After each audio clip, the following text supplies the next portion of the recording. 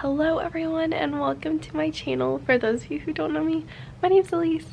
Hi! So today I am going to kind of show you guys how the first day of the International TEFL course kind of works. I was really anxious about it whenever I was looking into it, and I know that can affect a lot of people's decisions on whether or not they want to do that course or not. So I thought I would just do a quick rundown of it very briefly to kind of ease those of you who are similar to me. I have to be a little quiet because I'm actually at a local library right now. I don't have internet at home, so I have to come to the local library, which is 5 minutes away, to do all of my internet stuff. So here we are. Let's get started. So they're going to send you an email to log in and create a new password, but here's where all the information is at. So you click right here. This is the actual coursework, and then at the end of your course you're required to do 20 hours of practicum, meaning, so many hours where you can watch teaching English as a second language or teaching English as a foreign language, and then you have to do so many hours of the actual teaching yourself. And so that's just all that information, all the rules and regulations for that. It sounds hard, but really it's not. And then this is the actual course, so we'll go ahead and click on there. So it's a pretty simple layout. It has all of these kind of areas. So first, course announcements, and there you have some. One is just from the teacher, saying welcome to the class. One is from student affairs, just again literally saying welcome to the class. And then this is the course calendar information. All of this stuff is already available to people if they just dig for it beforehand. It has the course calendar, syllabus, things like that. This also should be emailed to you right after you actually sign up for the course. At least my recruiter sent that to me. Chat hours, you can talk to instructors, students, yada yada. There are live lectures pretty much every single day, and you can go and see right here. It'll tell you all the different lectures, and you have to be mindful because this is on Chicago time, where the ITA office is located.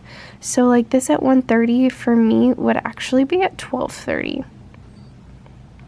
And then it has all of these different types of live webinars where you can just hop in whenever you want, and usually they record them. And so, oops, if you go back, there's some previously recorded lectures right here. Then there's video tutorials. So you'll go here. This is basically where it gets you really familiar with the course, how to work it. If you kind of glance around and stuff, you can figure it out pretty easily, but these you can actually access yourself on YouTube already. They have their own YouTube channel right here. So if you're really anxious about figuring out all of that stuff and learning all of it beforehand, you can go to this and look into it. And actually, it's going to want you to do all of that because in a second I'll tell you why. This is the pre-course grammar module, which you should have already been sent from your recruiter as soon as you purchased the course. Getting started right here is this little quote-unquote survey where it's going to ask you if you've basically read through everything, and it won't let you continue until you do. I guess you could totally lie and not do it, but I would just read through everything just so that you aren't asking all of these questions, and it'll help you not be confused in the end. So this is the peer participation. So every week you are required to do a discussion topic. So you have to read the chapter and then do a discussion based on what she put. So this is the first week's discussion. It's pretty simple, but it requires you to tell a little bit about yourself, where you want to teach English, why.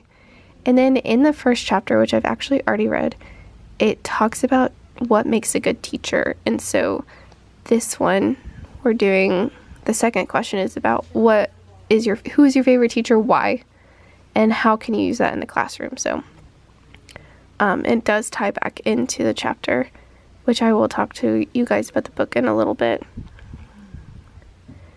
Then it talks about the reading tests and the quizzes and things like that. So you can just read the book here online. It's actually very nicely laid out. There's pictures and color, whereas in the book that you purchase, or if you print the PDF, it doesn't have color unless you have a color printer, but I printed here at the library, so it was in black and white.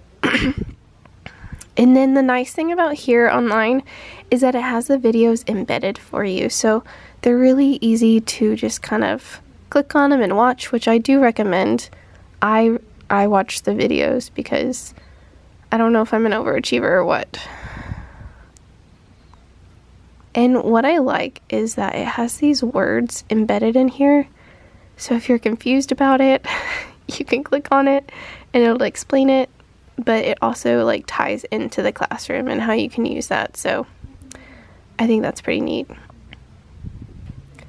The nice thing about this is you can tell they try and like chop it up into chunks of easier to understand sections, and then they put, you know, a video here and there to kind of try and keep it engaging. So this is just an example of the first day or first week.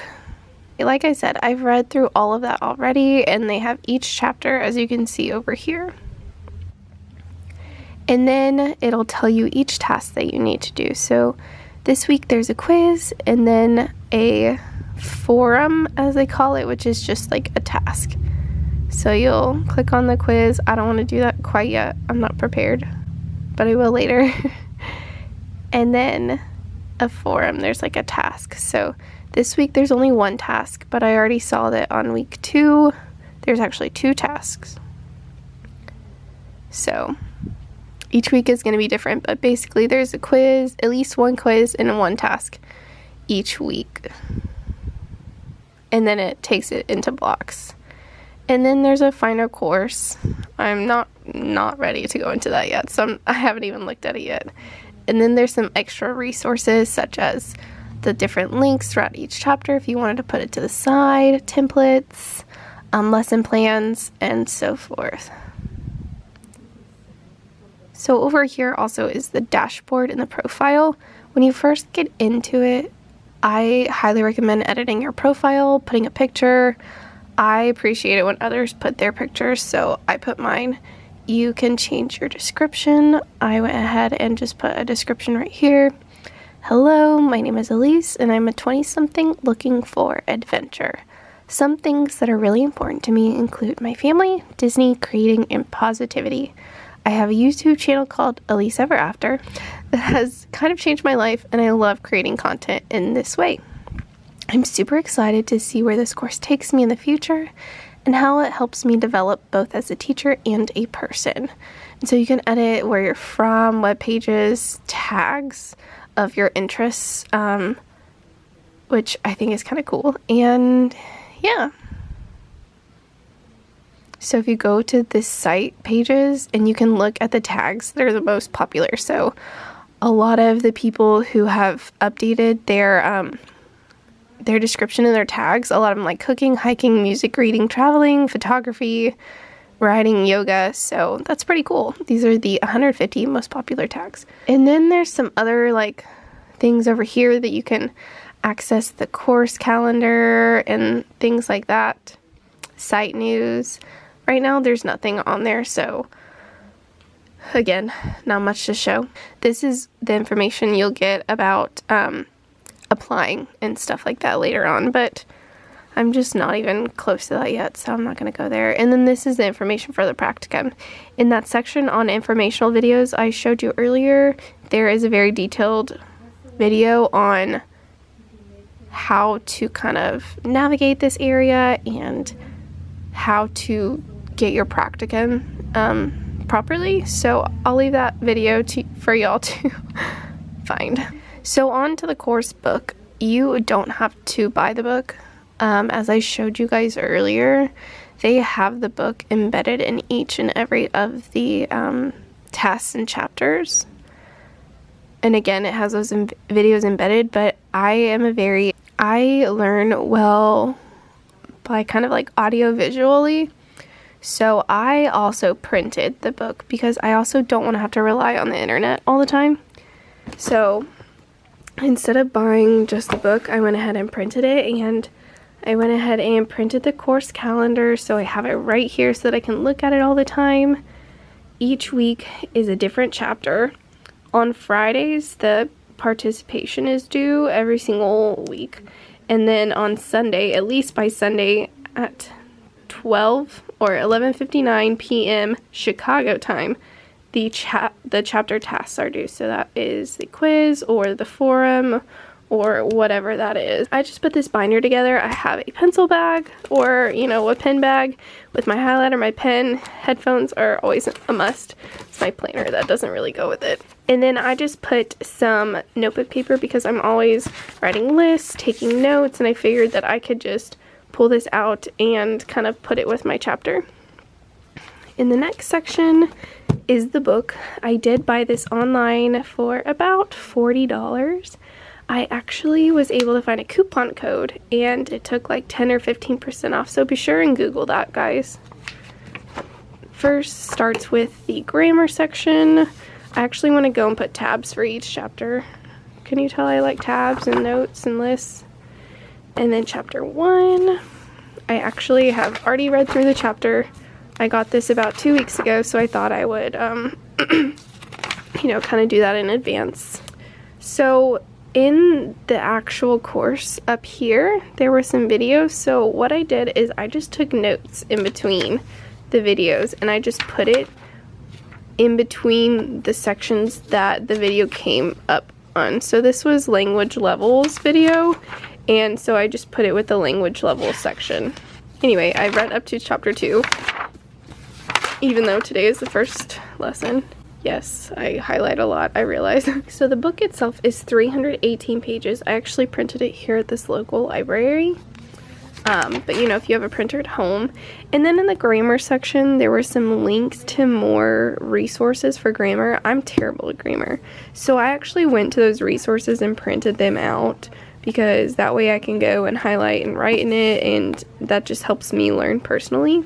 And then my next section is the job guidance manual. My recruiter actually sent this to me right as I paid for the course. I don't know if it's because she knows I'm super gung-ho and, you know, I like to get things done ahead of time, or if it's supposed to, although I read that they were not supposed to get this until the 3rd week, so. And then the last section is just the course syllabus. This is honestly pretty basic. All of the information you really need is going to be on here on Moodle or the actual course itself. And that's it for my little book that I put together. So overall, this cost me about $50, because yeah, this binder was like $10, no lie. And then the book itself was about $40, saving me about $30 from the paperback version that you could purchase and have mailed to you. So yeah, sorry, that was kind of long, kind of not very well put together, but hopefully it was a lot of good information for you guys, especially if you're like me and want to know as much information as possible before getting started. I will let you guys know this course was a bit pricey, and I'll do another video as to why I chose this course out of everything, and then I'll do a review if it stood up to its standards and if it was worth what I paid for it. But I paid about $1,200 for this course, and because I purchased it within a certain time frame, I did get $300 off, so it's normally a $1,500 course. So stay tuned for that video. Give this video a thumbs up if it helped you, or if you are interested in a review of this course and why I chose it over all the others. So sorry, that was a lot of information. I hope it helps you guys. I will see you guys in another video. Bye everyone.